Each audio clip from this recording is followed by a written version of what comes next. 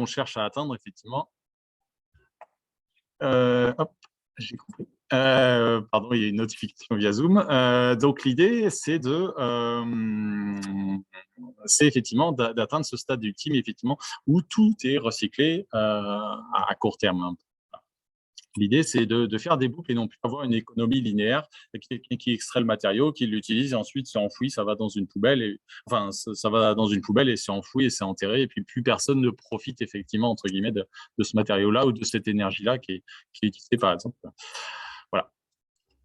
Donc maintenant que je vous ai dit ça, je vous ai donné des définitions, il pourrait être important de se poser la question de pourquoi on fait tout ça. Parce que pourquoi on a inventé ces concepts-là et pourquoi on fait ces démarches-là. Et pourquoi ici, aujourd'hui, je vous parle de tout ça pour vous inciter à vous poser ces questions. En fait, quand on y réfléchit bien, en général, la plupart du temps, quand on regarde les motivations des structures pour faire de l'économie circulaire ou de l'éco-conception, ça s'oriente autour de 4 grosses thématiques. L'environnement, donc la protection de l'environnement, on va en reparler un peu après. Également, pour répondre à des enjeux réglementaires et adapter nos solutions technologiques, parce qu'on va le voir tout à l'heure, parfois la réglementation peut poser des problèmes en termes de faisabilité. La satisfaction client, on va voir que c'est quand même une motivation pour beaucoup de clients de faire de l'éco-conception, de se mettre à l'économie circulaire. Et également, vous allez voir qu'il y a de plus en plus de structures qui s'orientent vers l'économie circulaire pour des raisons économiques. Alors, je vais commencer par vous dire que les raisons, on va faire un petit tour effectivement sur pourquoi des entreprises s'intéressent à l'éco-conception et l'économie circulaire pour des raisons environnementales. En haut à gauche, vous voyez ici, je vous ai mis là pour le coup les matériaux utilisés notamment pour faire de l'énergie, principalement sur les process non renouvelables. Donc là, c'est un graphique de BP. Oui, c'est un graphique de BP qui date un peu. Donc les années sont plus forcément très très très cohérentes et les volumes sont plus forcément très cohérents. Mais ce qu'il faut retenir de ce graphique-là, c'est dans tous les cas, même si on en a pour, par exemple, ici, le charbon est pas 156 ans, mais 300 ans, 300 ans, ça reste un chiffre limité. Donc, effectivement, il y a tout un tas d'entreprises, et on le voit en ce moment avec l'explosion du prix de l'énergie. Il y a beaucoup d'entreprises qui se disent en ce moment, oui, quand même, c'est un stock limité, quoi qu'on en dise, c'est limité, donc on se pose des questions. Et ça risque d'être problématique à un moment donné quand on n'aura plus d'électricité pour chauffer ou pour se soigner ou pour des choses comme ça. En dessous, en parlant de chauffer, en dessous, vous voyez ici la planète qui dit j'ai chaud, j'ai froid. Effectivement, j'ai des frissons. Cet impact-là, je pense que vous en avez déjà tous entendu parler. Donc, c'est le changement climatique, avec tous les effets que ça peut avoir, effectivement, qui peuvent être problématiques, hein, désertification, montée des eaux et autres. Donc, celui-là est relativement connu. Et le grand public, en général, connaît au moins les bases de celui-là. Celui juste à côté, alors là, celui-là, c'était plus pour illustrer ce qu'on appelle le phénomène de pluie acide. Le pluie acide qui se forment via l'acidification du coup de l'eau, notamment des nuages et l'envoi d'acide effectivement dans l'atmosphère, qui ont comme effet assez problématique, notamment, comme vous le voyez ici, de précipiter plutôt sur des forêts ou plutôt pas trop en ville. Alors, ce qui est intéressant ici, c'est que souvent, ce qui génère les pluies acides, c'est généré par les industries ou par les villes, mais les effets sont visibles plutôt à la périphérie, plutôt dans une zone rurale. Je crois que c'est autour de 300 km, donc que c'est problématique. Et ce qui se passe ici, c'est que donc, ça peut éroder les sols, ça peut libérer des substances nocives qui sont prisonnées dans les roches, par exemple, mais également donc, tuer les forêts, assécher les forêts qui peuvent prendre feu et participer potentiellement au réchauffement climatique. Donc ça, c'est assez problématique. En haut à droite, vous voyez le phénomène de smog, qui est finalement la pollution atmosphérique et qui est effectivement problématique plutôt pour la faune dont nous faisons partie, hein. Nous sommes des animaux presque comme les autres, donc c'est problématique également pour nous, et c'est surtout pour ça qu'on connaît. Et en bas à droite, j'ai voulu représenter plutôt effectivement les pollutions des eaux, par exemple par les déchets, hein. On a tous entendu parler du 7e continent, de plastique en l'occurrence, mais en réalité la question est plus complexe que ça. Mais effectivement, les pollutions diverses et variées.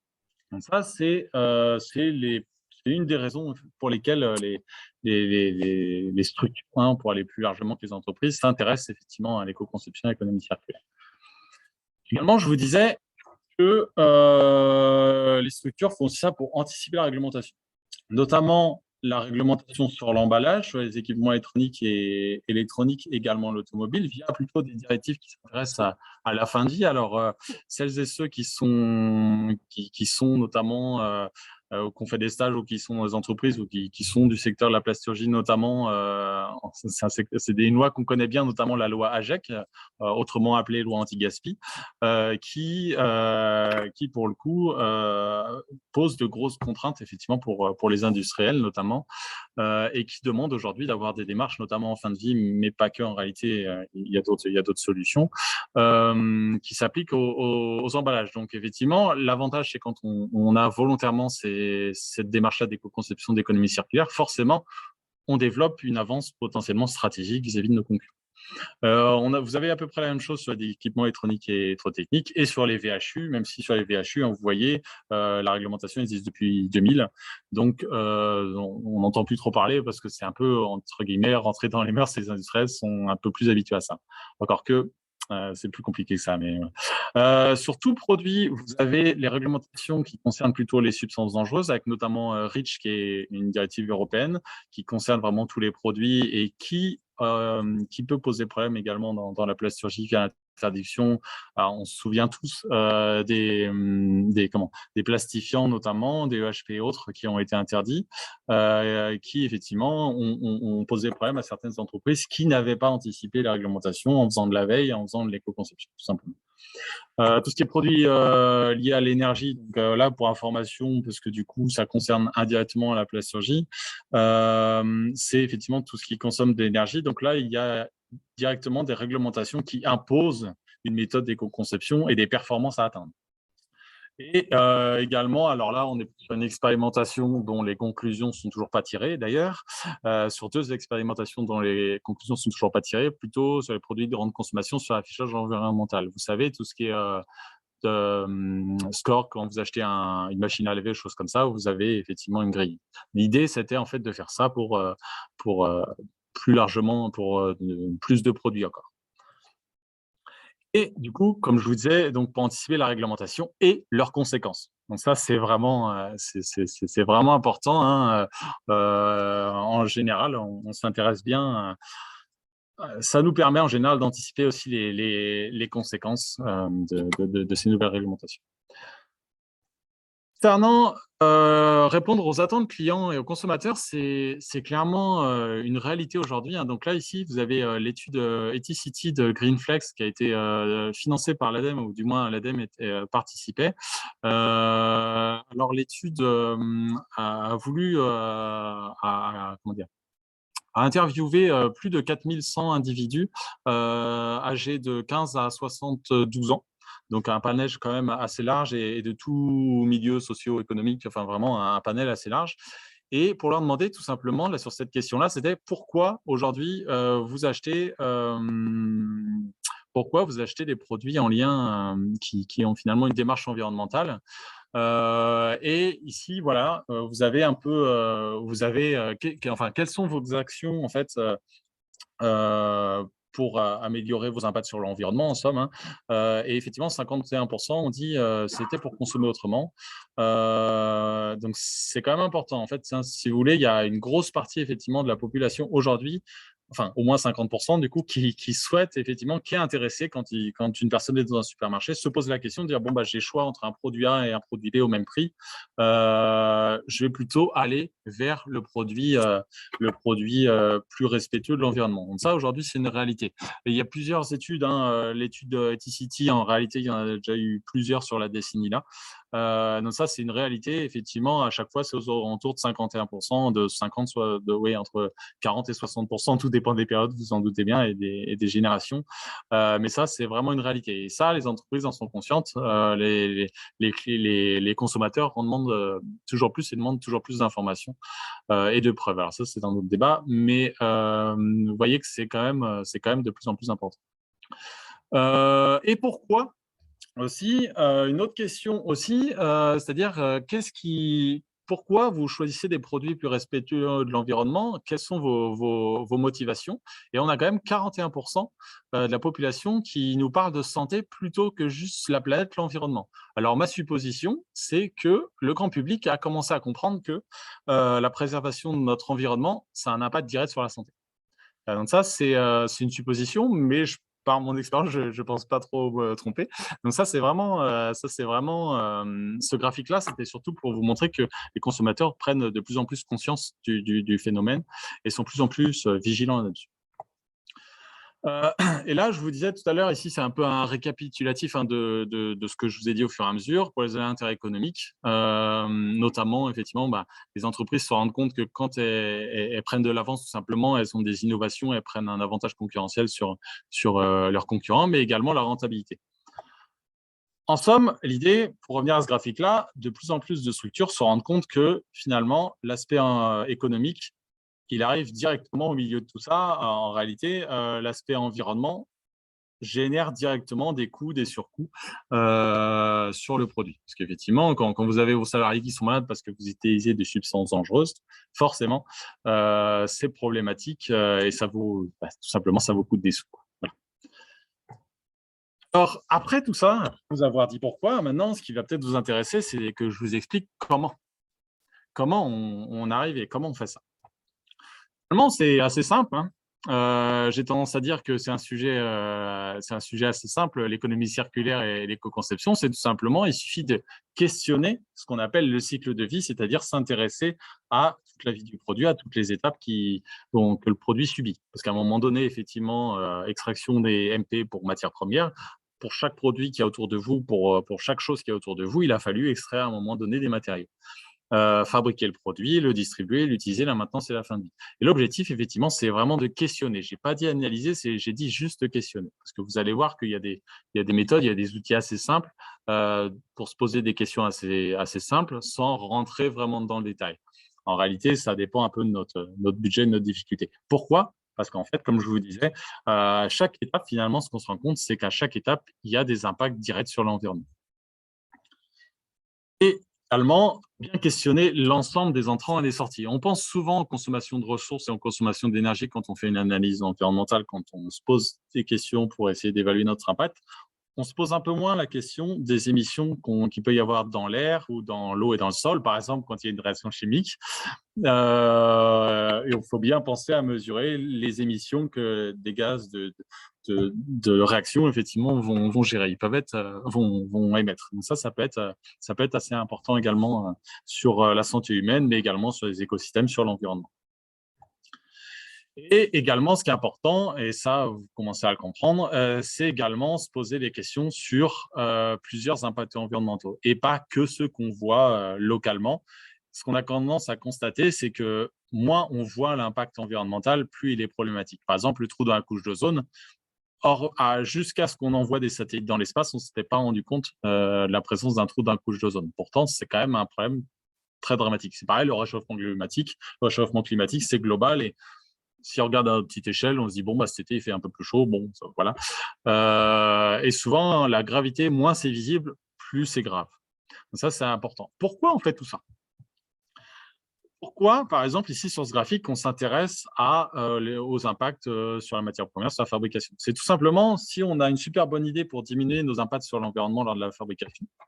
Si on fait pas attention et qu'on n'a pas une démarche cohérente, on peut augmenter les impacts à d'autres moments de la vie du produit. Par exemple, utiliser moins de matière, mais faire en sorte, mais à cause de, quand on conçoit par exemple une chaussure, on se dit bon, ben, on va diminuer la matière utilisée, ça va réduire les impacts environnementaux. Si on ne fait pas attention, la chaussure, on est obligé de la changer tous les jours. J'exagère volontairement, mais vous voyez un peu l'idée.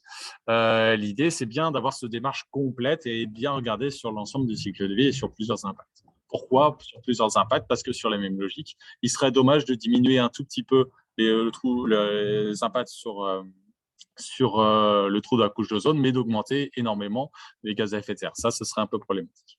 Donc, c'est vraiment notre objectif ici dans la démarche. Brièvement, ici, je voulais vous parler un peu des outils et des méthodes. La première méthode, c'est connaissance environnementale. Typiquement, ce que je vous ai apporté là aujourd'hui comme information, c'est vraiment crucial, effectivement, pour les premiers pas de la démarche. Là, peut-être que vous allez vous questionner en sortant de cette présentation peut-être.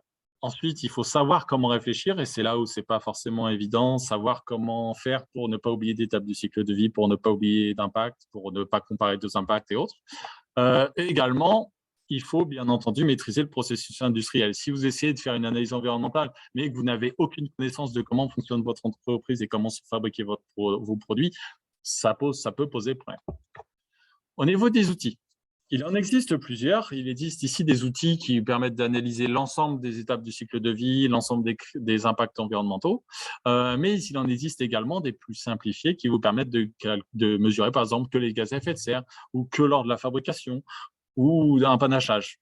Ce qui est important de savoir finalement, ce qui est important de comprendre, c'est que finalement, le point commun en fait, et le but de tous ces outils-là, c'est d'améliorer les impacts environnementaux. En effet, j'ai tendance à dire que mesurer quelque chose, mesurer les impacts environnementaux sans chercher à l'améliorer, ok, c'est bien.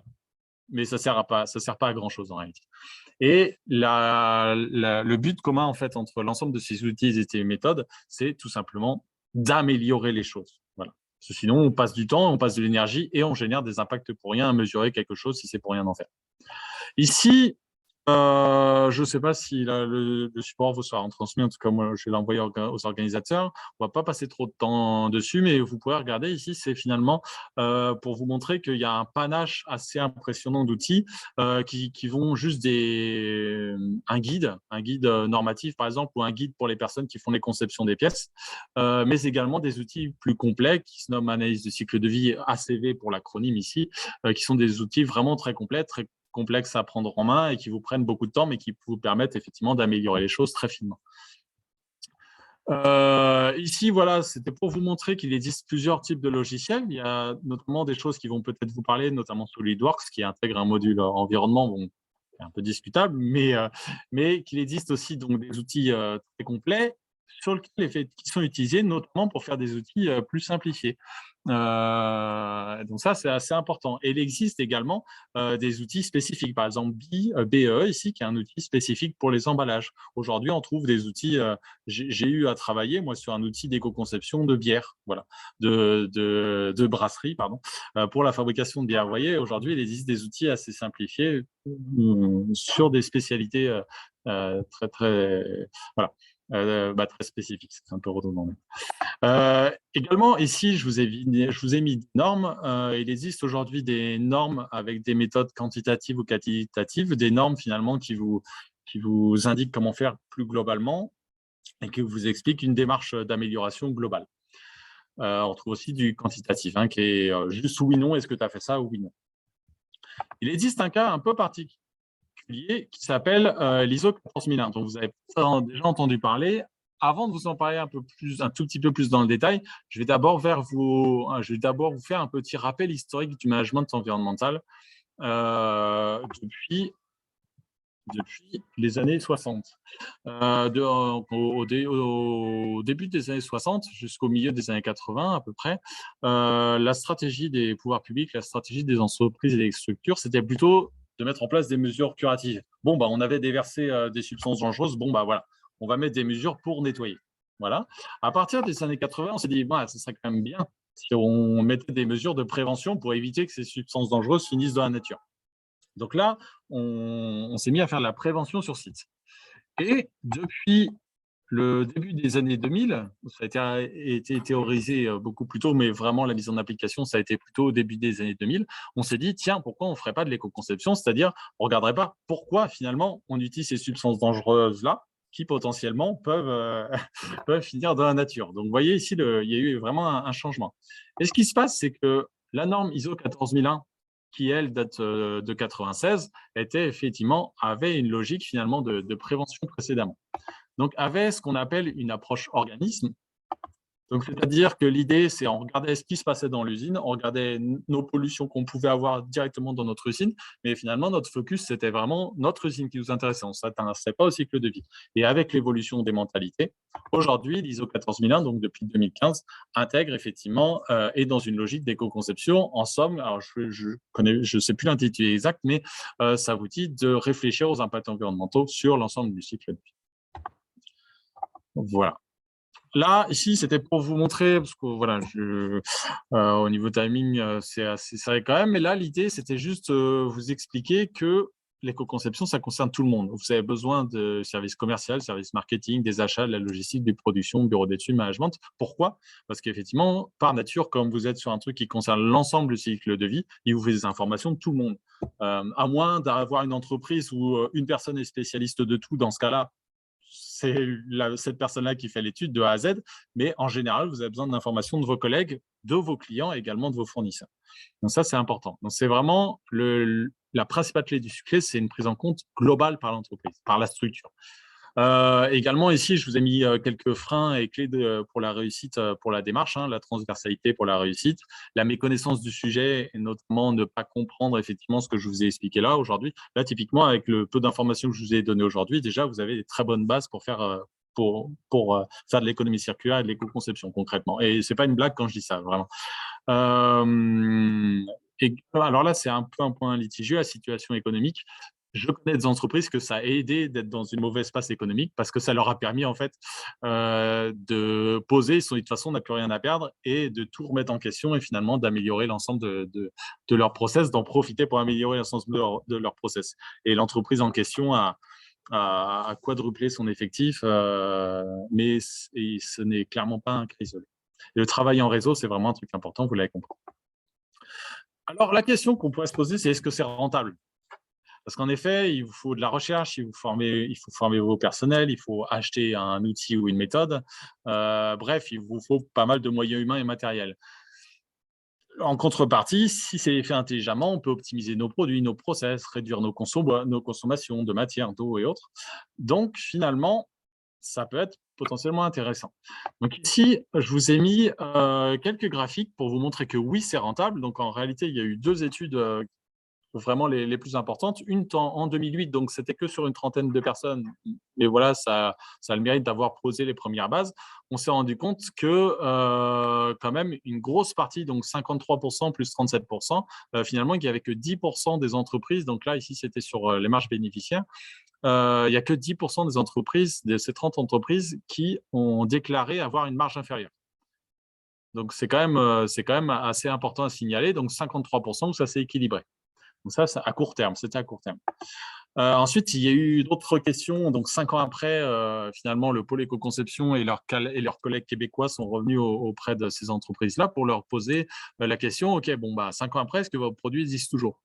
Donc effectivement, on voit qu'il y a eu très peu de produits retirés. Il n'y a eu qu'un produit en France, en l'occurrence, qui a été conçu, qui a été retiré du marché. Il y a fort à parier que c'était ceux qui ont déclaré ne pas avoir une marge à l'instant T intéressante. Mais probablement que ça a changé les choses au fur et à mesure. En 2013, il y a eu la même étude, alors sur un panel de 119 entreprises cette fois-ci, où on se rend compte que dans 95% des cas, les entreprises ont déclaré avoir soit un effet, enfin 96% des cas même, les entreprises ont déclaré avoir une augmentation de leurs profits, soit importante, soit classique, soit juste un effet neutre. Que juste 4% qui ont déclaré avoir une réduction de leur marge, de leur profit. Donc c'est quand même pas négligeable. En parlant de marge, justement, ici, vous avez le détail. Vous avez effectivement alors 15% qui ont un peu diminué leur marge bénéficiaire. Donc, ça reste quand même négligeable sur 119 entreprises. Et alors, je ne sais plus le nombre de produits qui a été étudié au global, mais voilà. La marge globale de l'entreprise a diminué que dans 15% des cas, à court terme. Et malheureusement, il n'y a pas eu une étude 5 ans après pour voir si, au final, les produits devenaient bénéficiaires ou non. Et concrètement, du coup, dans la plasturgie, parce que c'est bien beau, je vous ai parlé de théorie, tout ça, mais maintenant, l'idée, c'est de vous parler un peu en plasturgie, vous expliquer un peu comment ça peut se passer. Donc, on va revenir. Le fil rouge, ça va être finalement le cycle de vie.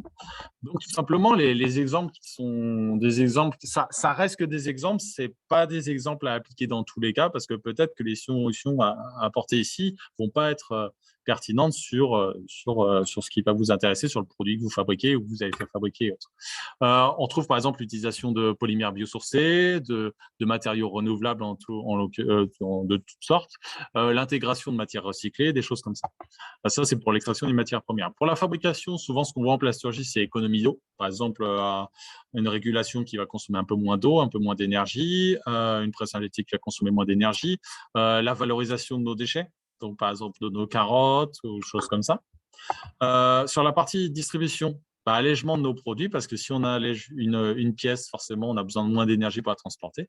Réduire les distances aussi, optimiser les conditionnements, les emballages, mais également les flux logistiques. Par exemple, ne pas faire 3 fois le tour de la planète si finalement le client est à 5 km.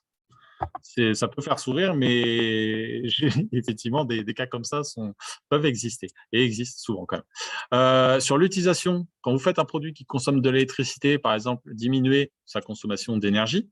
Par exemple, une voiture, l'alléger potentiellement, du coup, elle consommerait moins d'énergie pour la déplacer, ce qui est un peu moins vrai avec les hybrides, mais bon, et les électriques, c'est un autre débat. Diminuer la consommation d'eau, effectivement, lors de l'utilisation, mais également diminuer la consommation de pièces de rechange. Par exemple, si vous fabriquez une chaise, diminuer la fréquence à laquelle il faut changer les patins, par exemple. Ça peut être une bonne idée. Qu'on retrouve ici en maintenance, faciliter le démontage. S'il faut, je sais pas, une usine à gaz littéralement pour démonter les patins, c'est un peu dommage. Si votre chaise, si votre ordinateur par exemple tombe en panne et arrive en fin de vie et est mis à la poubelle juste parce qu'il y a la touche espace qui est abîmée, c'est un peu dommage. Alors que tout le reste effectivement serait tout à fait fonctionnel. Donc essayer d'allonger la durée de vie, d'uniformiser la durée de vie de tous ces composants.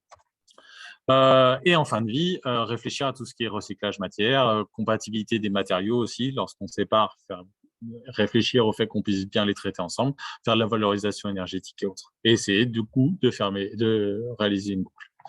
Ici, je vous ai mis quelques exemples d'un aspirateur allégé, de choses comme ça. Quelques exemples d'utilisation de fibres naturelles. Vous voyez, ça va du bâtiment aux produits de luxe aux produits de la vie de tous les jours. Donc, c'est assez intéressant. Même l'automobile, effectivement, qu'on utilise depuis en réalité bien longtemps. Des plastiques et composites chargés de fibres naturelles. Également, les plastiques recyclés, bon, on en entend beaucoup parler, mais c'est pareil, c'est pas si récent que ça. On en utilise depuis un petit moment dans tout un tas d'usages sacrément différents. Sur la partie production et sur logistique, effectivement, ici, donc, je vous reparle de la consommation d'énergie. Ici, c'est une presse injectée qu'on vient isoler au milieu. Et sur l'utilisation, c'est juste pour illustrer ce que je vous disais tout à l'heure, ici, des exemples. Par exemple, diminuer le nombre de joints qu'il faut changer dans une plomberie ou dans un appareil dans une pompe ou choses comme ça. Sur la partie fin de vie, là, je voulais par contre passer du temps pour revenir dessus avant de terminer. La priorité, on entend souvent dire il faut recycler. La priorité, qu'on soit bien d'accord, c'est plutôt favoriser la réutilisation d'un produit, la réparation, ensuite le recyclage et ou la valorisation énergétique. Le compostage également, si on ne peut rien faire, effectivement, la mise en décharge. Mais la mise en décharge, faut bien réfléchir au fait que notre produit ne puisse pas se disloquer avec le vent et qu'il ait le moins d'impact possible lors de la mise en décharge. Alors là, c'est le niveau summum, effectivement, de l'éco-conception et de l'économie circulaire. C'est de faire des produits, de faire ce qu'on appelle l'économie de la fonctionnalité, ne plus vendre le produit, mais le mettre en location. Et là, en fait, ce que je voulais vous montrer finalement sur ce graphique-là, mais vous en doutez un peu, plus en fait on a une stratégie d'éco-conception pointue et creusée, plus bien entendu on arrive à terme à faire des économies sur l'environnement, à faire moins d'impact sur l'environnement, mais également potentiellement des économies économiques, comme vous l'avez bien compris tout au long de cette présentation.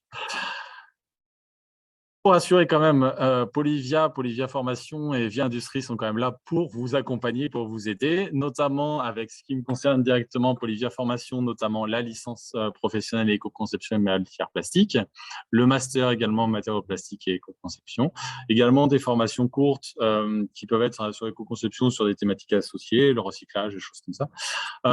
Également, Polyvia, plus globalement, et Via Industrie vous propose à ses adhérents notamment des webinaires pour faire de la veille, notamment réglementaire, Vous l'avez compris, c'est quand même assez important.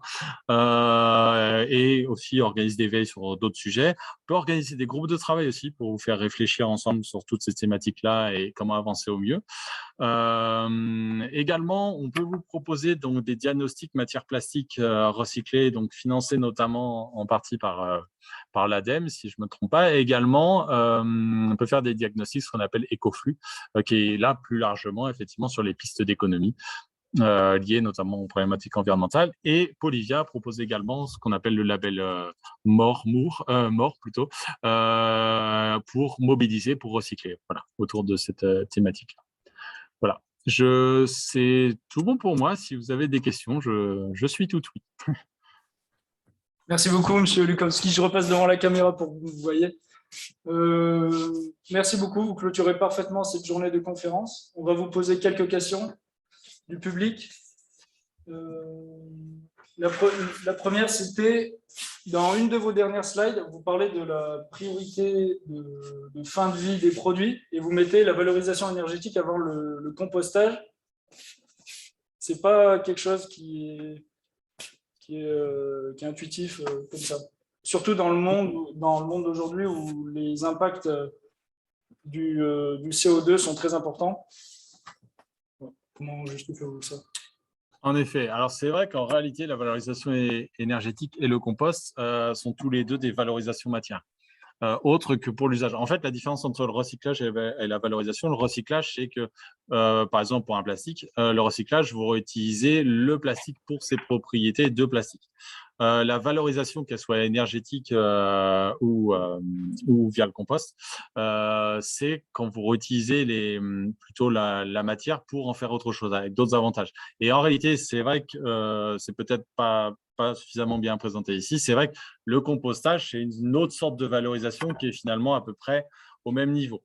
Ce qui est à peu près au même niveau. Après, la question à se poser, je comprends la question sur notamment le changement climatique et le fait de notamment brûler du plastique, choses comme ça.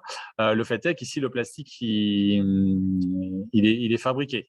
Donc, et qu'il a généré des impacts et qu'il va générer aussi des impacts s'il est mis en décharge. Du coup, il y a la question à se poser, effectivement, est-ce qu'on préfère éviter de brûler, par exemple, du fioul ou du charbon, parce qu'on ne s'en rend pas forcément compte, mais la grosse consommation d'énergie à travers le monde, c'est quand même du charbon et du gaz et du pétrole. La plus grosse consommation d'énergie, je ne parle pas d'électricité, je parle vraiment d'énergie.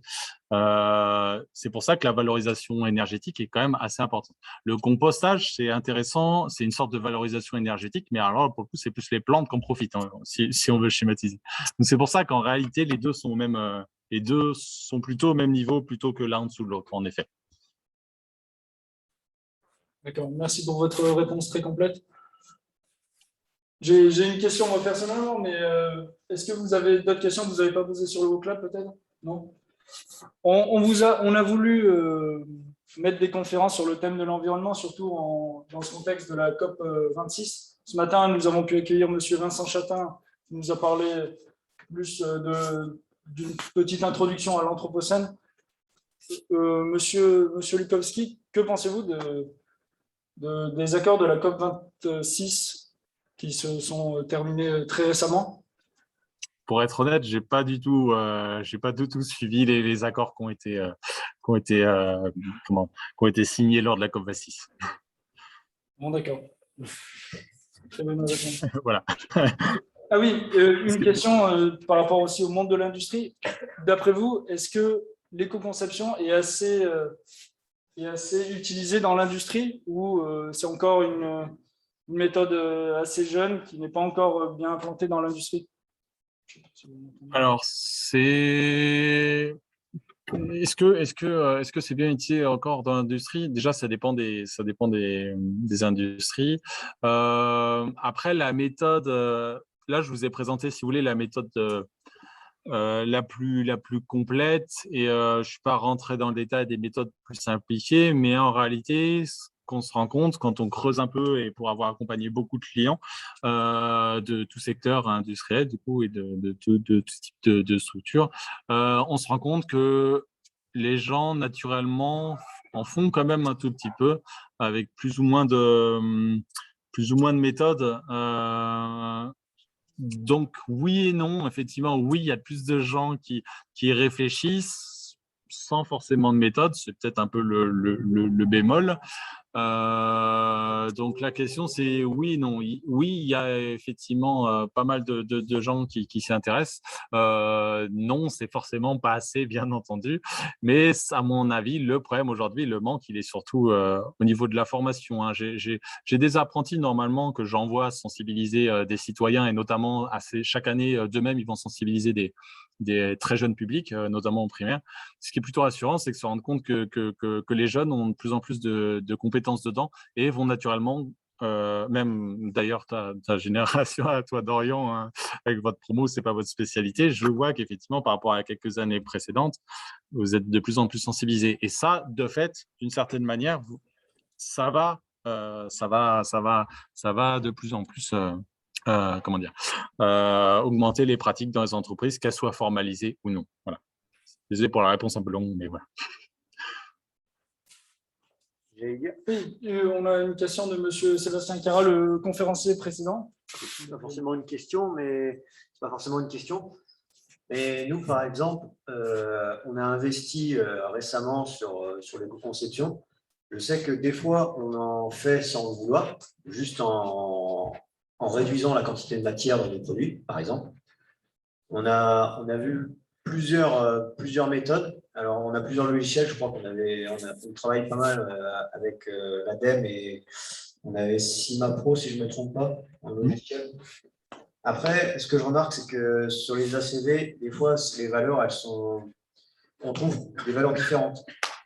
Ça, je ne sais pas si vous avez pu constater ça, mais sur différents types de produits, on peut avoir, par exemple, moi, je vais parler par rapport à mon domaine, sur les composites, on dit, par exemple, on se dit la fibre de lin, donc c'est censé être plus éco-conçu que la fibre de carbone ou la fibre de verre.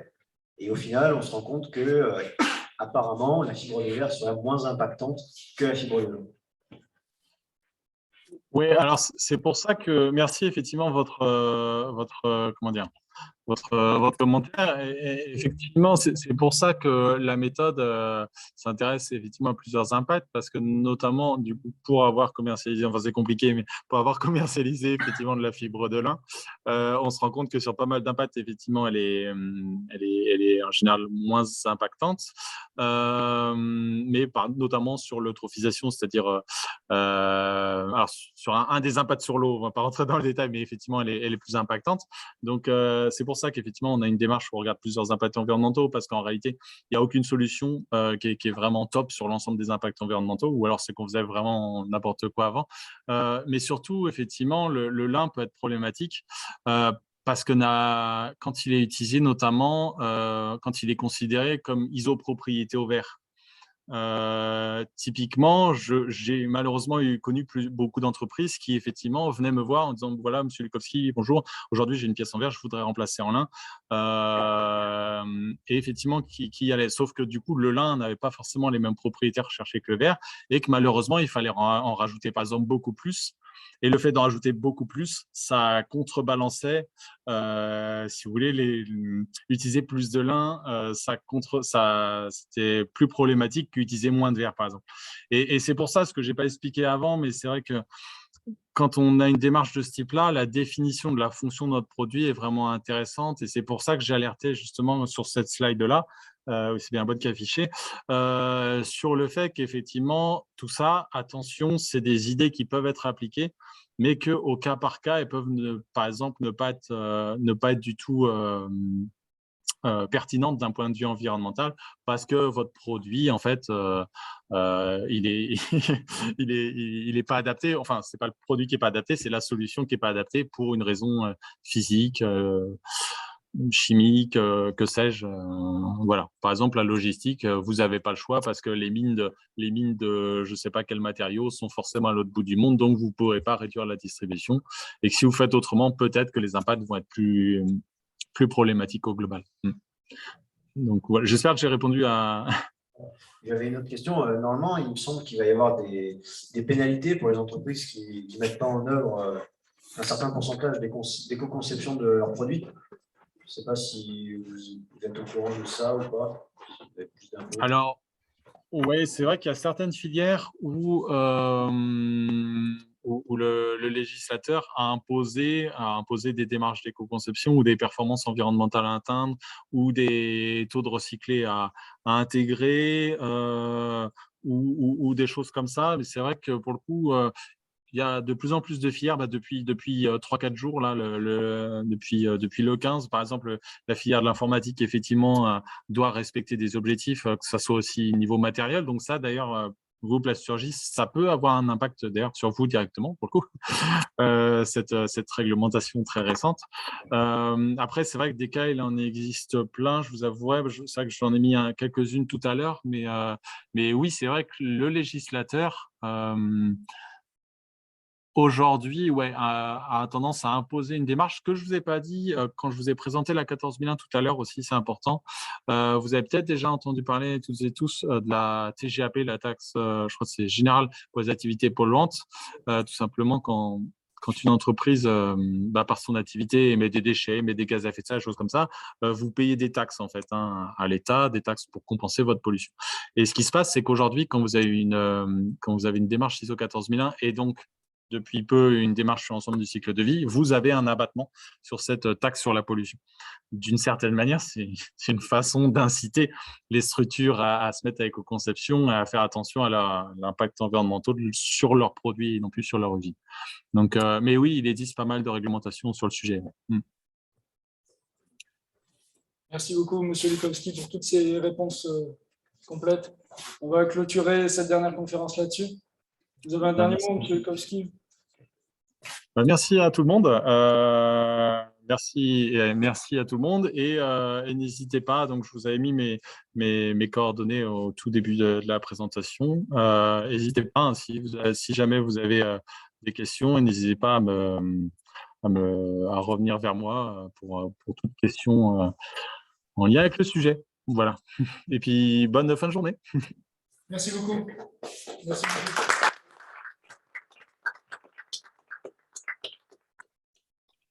On va rapidement préparer la table ronde.